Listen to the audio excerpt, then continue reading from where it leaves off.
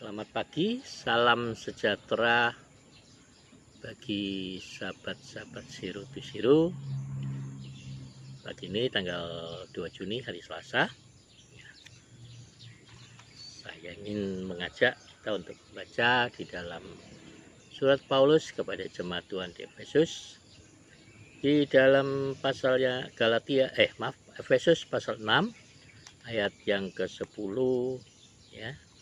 Ayat ke-10 sampai ayat yang ke-18 ya. Judul perikopnya adalah perlengkapan rohani. Akhirnya hendaklah kamu kuat di dalam Tuhan, di dalam kekuatan kuasa-Nya. Kenakanlah seluruh perlengkapan senjata Allah supaya kamu dapat bertahan melawan tipu muslihat iblis. Karena perjuangan kita bukanlah melawan darah dan daging, tetapi melawan pemerintah-pemerintah, melawan penguasa-penguasa, melawan penghulu-penghulu dunia yang gelap ini, melawan roh-roh jahat di udara. Sebab itu ambillah seluruh perlengkapan senjata Allah, supaya kamu dapat mengadakan perlawanan pada hari yang jahat itu dan tetap berdiri sesudah kamu menyelesaikan segala sesuatu. Jadi berdirilah tegap, berikat pinggangkan kebenaran, dan berbaju jirakan keadilan. Kakimu berkasutkan kerelaan untuk memberitakan Injil damai sejahtera Allah. Untuk memberitakan Injil damai sejahtera. Dalam segala keadaan pergunakanlah perisai iman, sebab dengan perisai itu kamu akan dapat memadamkan semua panah api dari si jahat. Dan terimalah ketopong keselamatan dan pedang roh, yaitu firman Allah. Dalam segala doa dan permohonan, berdoalah setiap waktu dalam roh, dan berjaga-jagalah di dalam doamu itu dengan permohonan yang tak putus-putusnya untuk segala orang kudus. Puji Tuhan. Tadi malam seorang teman mengirim WA kepada saya, menyiratkan tentang kekhawatirannya tentang kondisi dirinya akhir-akhir ini. Dia merasa jalannya agak goyah, lalu perasaannya agak berbeda begitu ya. Jadi lalu pernah ada seorang teman ya, seorang pendeta, dia seringkali ke rumah saya dalam waktu-waktu yang saya tidak duga ya, pagi, siang, sore, malam. Ternyata ya, kedatangannya yang seringkali nggak saya duga itu dalam arti nggak menelpon dulu ya, tidak memberitahu dulu, itu bertujuan untuk melihat apakah saya ini pernah ya, atau mau dia didapati saya itu dalam keadaan susah begitu, dalam keadaan tidak tersenyum, dalam keadaan khawatir gitu ya. Sehingga pertanyaannya adalah, karena dia tidak pernah mendapati saya dengan wajah buruk begitu, meskipun dia mendengar saya mengalami kesulitan atau kesusahan atau ya habis dibohongin orang gitu ya, atau waktu habis kecelakaan gitu, istri saya kecelakaan ya. Jadi dia mengajukan satu pertanyaan kepada saya. Apakah saya benar-benar tidak pernah merasa khawatir? Saudara, sama seperti orang lain, saya juga pernah merasa khawatir. Saya juga pernah merasa ketakutan. Tetapi saya tidak mempertontonkan ketakutan saya, kekhawatiran saya di hadapan orang lain, saudara. Saudara, jangan pernah mempertontonkan atau memperkatakan kekhawatiran saudara di hadapan orang. Tetapi saat kita merasa khawatir, merasa cemas, merasa takut, merasa bimbang, merasa gelisah, mari kita kembali kepada Tuhan. Iblis mau, Bapak Ibu Saudara, engkau berpaling fokusmu dari firman, dari kehendak Tuhan.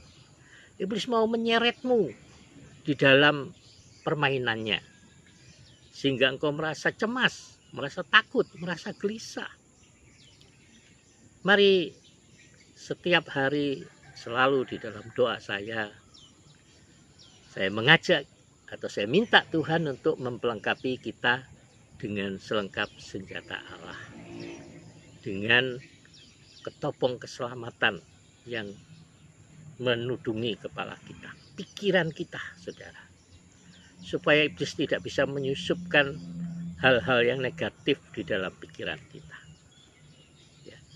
Kita menggunakan ketopong keselamatan dengan iman, kita yakin bahwa kita sudah diselamatkan, hidup kita ada pelindungan kuasa kasih Tuhan, hidup kita adalah milik Tuhan, sehingga Tuhan akan menjaga hidup kita siang dan malam. Ya. Pergunakanlah perisai iman itu. Ada iman yang menangkal semua serangan si jahat. Kita memiliki iman di dalam Yesus. Pelindungan kuasa kasih Tuhan ada di dalam hidup kita. Iblis tidak dapat menjamah kita, saudara. Sama seperti saya baca bahwa ternyata COVID ini sebenarnya nggak membunuh orang. Yang membunuh itu penyakit-penyakit bawaan yang sebelumnya ada, saudara. Jadi COVID itu hanya mungkin mempercepat saja proses penyakit itu. Ya. Demikian juga iblis tidak dapat membunuh saudara. Justru kekhawatiran saudara, ketakutan saudara, kecemasan saudara, itulah yang dapat membunuh iman saudara. Jadi jangan biarkan ketakutan, kecemasan itu ada dalam saudara. Ketika masalah itu datang, ketika pikiran-pikiran buruk itu datang, mari kita pergunakan perisai iman dan ketopong keselamatan itu. Gunakan senjata Allah, yaitu firman Allah, pedang roh itu untuk menyerang musuh itu. Ucapkanlah, perkatakanlah firman Allah bagi hidup saudara. Ucapkan perkataan pelindungan kuasa darah Yesus bagi tubuh saudara. Tapi ingat, seperti saya katakan kemarin, jangan ada celah di dalam hati saudara. Jaga hatimu dengan segala kewaspadaan, karena dari situlah sumber kehidupan. Selama kita menjaga hati kita tetap bersih, hati kita tetap murni, selama kita menjaga hati kita tetap kuat di dalam kasih karunia Tuhan, maka Roh Kudus akan menjaga dan memelihara hidup saudara. Tapi kalau ini sebuah kesaksian, kalau Tuhan atau Roh Kudus berbicara tentang saudara, saudara mengkhawatirkan suatu hal tentang anak, tentang keluarga, atau Roh Kudus mengingatkan saudara tentang seseorang, tentang hamba Tuhan atau siapapun, maka hal yang paling tepat saudara lakukan adalah saudara berhenti dimanapun kau berada, berhentilah dan berdoalah untuknya. Patahkan segala roh kekhawatiran, patahkan semua roh ketakutan itu, patahkan semua roh maut itu. Nah, kita nggak tahu apa yang terjadi dalam dirinya, seperti yang pernah saya alami waktu saya pelayanan di Papua, di Sorong, saudara. Pada suatu malam saya terjebak di dalam sebuah pertempuran, ya, sebuah pertempuran antara dua kelompok. Ada begitu banyak senjata-senjata panah, ya, dan saya merasakan desiran peluru berdesir di samping telinga, ya, dan seorang hamba Tuhan waktu itu. Dan saudara, Tuhan selamatkan saya, luputkan saya dari maut. Saya tidak tergores sedikit pun, ya. Tetapi kenapa? Karena ada orang yang berdoa untuk saya. Esok harinya, saudara, dua orang menelpon saya. Yang pertama menelpon saya itu seorang hamba Tuhan, saudara, seorang teman pendeta, ya, nah, di Jawa. Dia menelpon saya lalu dia bilang begini, Bob, apa saya punya utang sama kamu?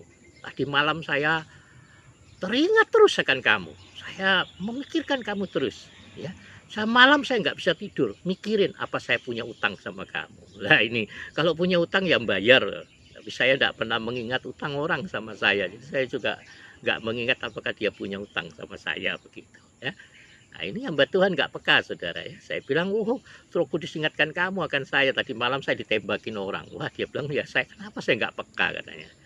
Nah, tapi karena dia mengabaikan, saudara, peringatan Tuhan ini untuk berdoa untuk saya ini, Tuhan menyuruh orang lain. Ini anak muda, anak remaja kami. Dia sudah pindah ke kota yang lain, ke satu desa.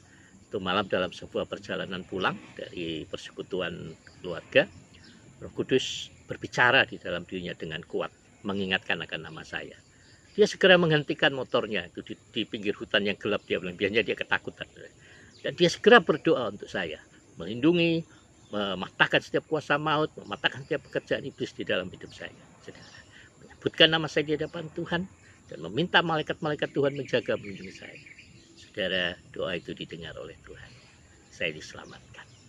Jadi Bapak Ibu Saudara, jangan biarkan iblis membawa saudara kepada permainannya dengan terus mempercakapkan ketakutan dan kecemasan. Mari kita gunakan selengkap senjata Allah, terutama ketopong keselamatan, ya. eh, perisai iman itu dan pedang roh itu, ya, dan saudara akan mengalahkan roh jahat itu.